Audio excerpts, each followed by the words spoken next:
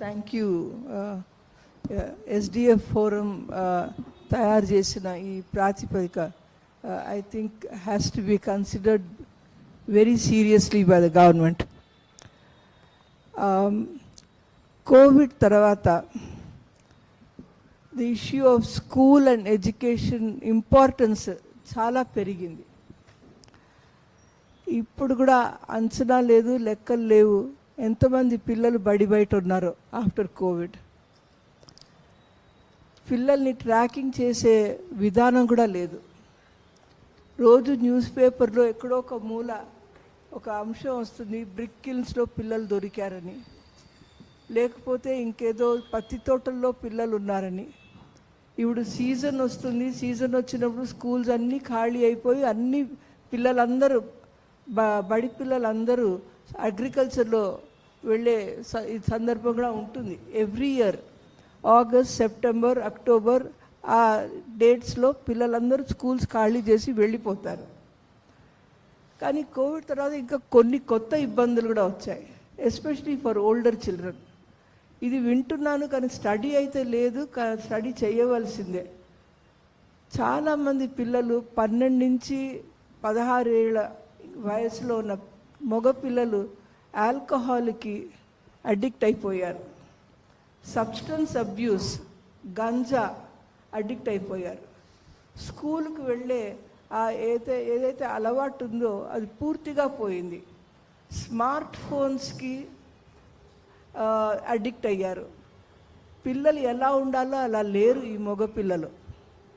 వాళ్ళ గురించి మనం ఆలోచించడం కూడా లేదు. అంటే ఆడపిల్లలు బాగున్నారా అంటే అది సహజంగానే ఆడపిల్లల మీద ఉన్న విచక్షణ మనకు తెలిసిందే. అబ్యూస్ ఉంది, చైల్డ్ మ్యారేజ్ ఉంది, డొమెస్టిక్ వర్క్ ఉంది, జెండర్ డిస్క్రిమినేషన్ ఉంది. ఇలా మనం ఏం చెయ్యకుండా as usual business as usual అని గనక ఉంటే 10 సంవత్సరాల తర్వాత తెలంగాణ రాష్ట్రం ఎలా ఉంటుందో ఊహించుకోండి. ఒక 80% పిల్లలకి చదువే అవ్వకపోతే, రాయడం రాకపోతే, 12వ తరగతి చదివినా కూడా చదువు రాకుంటే తెలంగాణ రాష్ట్రం ఎలా ఉంటుంది? అది ఇక్కడ SDF బాధ. SDF బాధనే కాదు, మనమందరం ఎవరైతే తెలంగాణ రాష్ట్రం గురించి పోరాడామో మనందరిది బాధ. యాజ్ ఇట్ ఇస్ అసమానత్వం ఉంది. ఉన్న ఈ ఆర్థిక వ్యవస్థ వల్ల మన దేశంలోనే కాదు ప్రపంచంలో కూడా we are talking about inequality. Rich are getting richer, poor are getting పువరర్.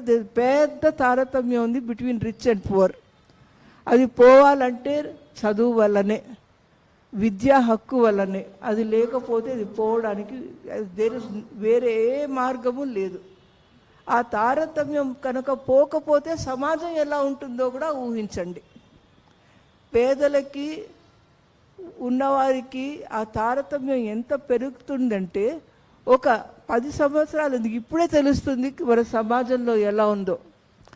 దాన్ని మనం సరిదిద్దకపోతే ఇంకా ఏమవుతుంది అన్నది కూడా ఆలోచించాలి. అంటే కొంచెం లాంగ్ టర్మ్ థింకింగ్ ఉండాలా, షార్ట్ టర్మ్ థింకింగ్ కూడా ఉండాలా. అది లేకపోతే మార్పు రాదు. రాజకీయాల్లో ఉన్నవాళ్ళు, బ్యూరోక్రసీలో ఉన్నవాళ్ళు, ఇంటలెక్చువల్స్ వాళ్ళందరికీ గొప్ప అవకాశం సమాజంలో మార్పు తీసుకురావడానికి.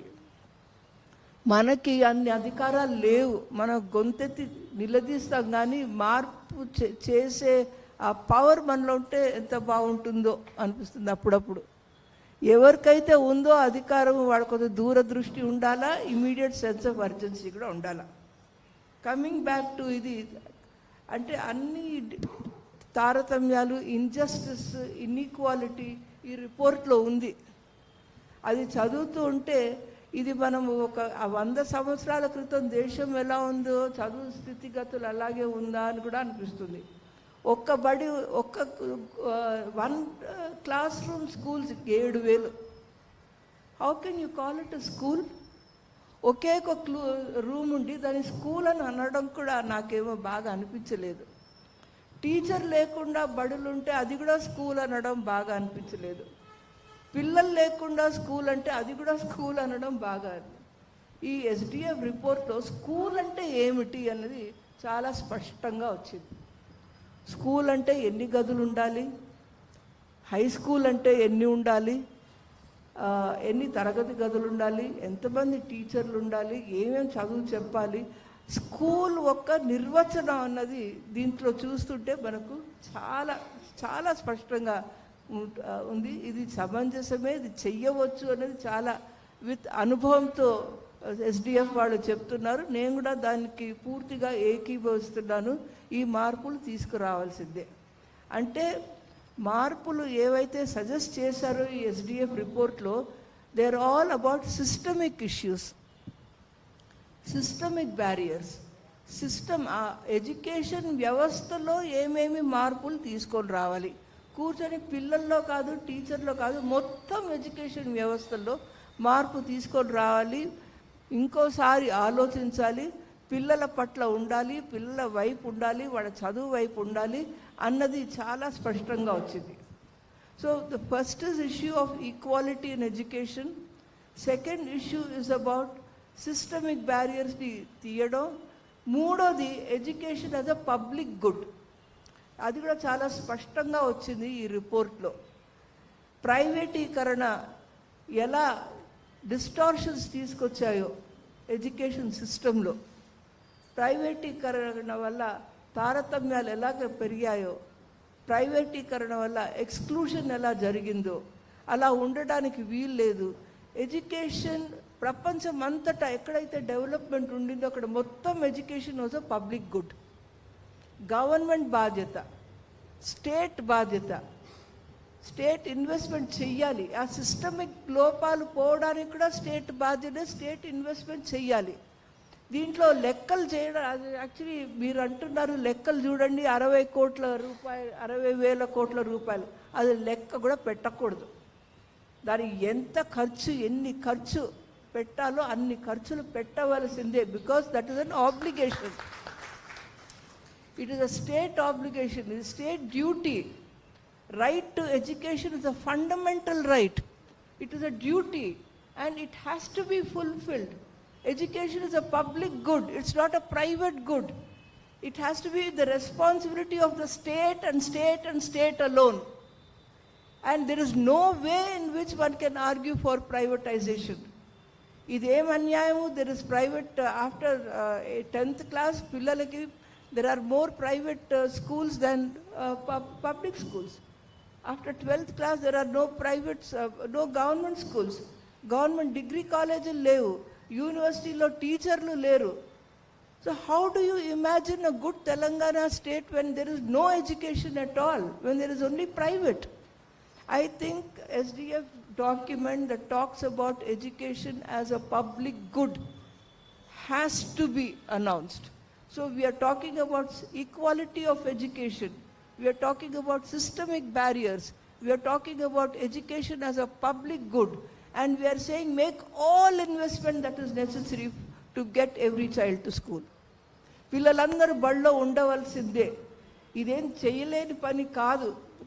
పదే పదే ఎస్డిఎఫ్ చెప్పేది ఏదంటే it is possible, it is viable, it is doable, it must be done, it is a right. There is no way in which you can negotiate on this. There is no compromise on this. And you are not doing children any favor. You are doing your obligation. This is charity kaadu. Ayyo paapam pillaliki oka 90 lakshalu petti oka school kadda anna charity kaadu. It is a fundamental right. And children will have to enjoy their right. Lekapothe mana pillalandaru aagavavtaru. వాళ్ళకు confidence ఉండదు, వాళ్ళకు అవకాశాలు ఉండవు, వాళ్ళకు ఆలోచన శక్తి ఉండదు, వాళ్ళ critical thinking అని మనం చాలా పెద్దగా చెప్తున్నారు. ఆ క్రిటికల్ థింకింగ్ ఉండదు, నిస్సహాయాలుగా ఉంటారు. They will not be empowered. Imagine a society with this kind of population. ఎలాంటి మార్పులు వస్తాయి? నాలెడ్జ్ సొసైటీ కావాలంటే పిల్లలు అందరూ బడిలో ఉండవలసిందే. Our schools have a role to play in building knowledge. మనకి ఎంతసేపు బయట నుంచి మనకు చెప్తున్నారు మన స్కూల్లో మన టీచర్లు పాఠాలు ఎలా చెప్పాలని. The other thing is, I am actually slightly differing about the centralization issue. మన జనాలకి మన ప్రజలకి ఇన్హెరెంట్ కెపాసిటీస్ ఉన్నాయి మన వ్యవస్థని కాపాడడానికి. వాడిని నమ్మాలా, వాడికి బలం ఇవ్వాలా, వాడు నిఘా వహించాలా, సపోర్ట్ ఇవ్వాలా, ఎంకరేజ్ చేయాలా, స్కూల్స్ బాగుపడతాయి. ఎవరి మీద నమ్మకం లేకుండా పైనుంచి ఒత్తిడి తీసుకొస్తే ఎంత పెద్ద సిస్టమ్ ఉన్నా పని చెయ్యదు. నమ్మకం మీదనే పనులు వస్తాయి, నమ్మకం మీదనే ఎనర్జీ వస్తుంది, నమ్మకం మీదనే చెయ్యాలన్న ఒక ఇది ఎంతూజియాజం వస్తుంది. సో బేసికలీ వ్యవస్థలో ఉన్న వాళ్ళందరినీ నమ్మాల. ప్రభుత్వం పైనుంచి సెక్రటరీ నుంచి టీచర్ దాకా అందరినీ నమ్మాల, వ్యక్తిగతంగా కాదు. ఈ సిస్టమ్ మారాలంటే సిస్టమ్ మీద నమ్మకం ఉండవలసిందే, లేకపోతే మనం ఇక్కడ కూర్చునే అవసరం కూడా లేదు. నమ్మకం లేకపోతే ఎందుకండి ఈ వేదిక? వాళ్ళు మారుతారని కదా మనం చెప్తున్నాం. సో వ్యవస్థ మీద నమ్మకం ఉండి మేము మిమ్మల్ని కోరుతున్నాం, కానీ మీ మీద నమ్మకం లేకుండా కాదు, మీరు చెయ్యగలుగుతారని చెప్పి చేస్తున్నాము. నమ్మకం ఉండడం ముఖ్యం. లాస్ట్లీ ఐ థింక్ ఇది యుద్ధ ప్రాతిపదిక మీద చెయ్యాలి. So war footing, there is an emergency, education emergency. And పెద్ద కంటిన్యూస్ ప్రాపగాండా, ఎన్నో విషయాల మీద ప్రాపగాండా చేస్తూనే ఉన్నది వ్యవస్థ, కానీ విద్య మీద ఎప్పుడు చెయ్యలేదే. పిల్లలందరూ బడిలో ఉండాలి, మేము చూసుకుంటామేమో, మీ హక్కులను కాపాడుతాను ఒక్కసారి కూడా చెప్పలేదే. I think we must have a continuous propaganda of government and all stakeholders. Right to education తప్పకుండా ఉండాలి, it's a fundamental right. So these are the things and I congratulates SDF. చాలా కన్సల్టేషన్స్ చేశారు, 2 సంవత్సరాలుగా తిరిగారు, ఉద్రేకంతో తిరిగారు, కోపంతో తిరిగారు, ప్యాషన్తో తిరిగారు. మీలో ఉన్న నాకు తెలుసు ఎంత ఉందో మీకు, అబ్బా ఈ మార్పు ఎప్పుడు వస్తుందా అని. నేను ఎలా అనుకుంటున్నానో అలాగే మీరు అనుకుంటున్నారు, అందుకని నేను ఇక్కడ ఉన్నాను. ఇలా మారాలని SDF లాగా అందరూ ఉండాలని కోరుకుంటూ, తప్పకుండా ప్రభుత్వం మీద నమ్మకం ఉంది గనక నాకు, వాళ్ళు వింటారు గనక అని అనుకొని దీన్ని సీరియస్గా తీసుకుంటారని నేను I thank you for giving me this opportunity.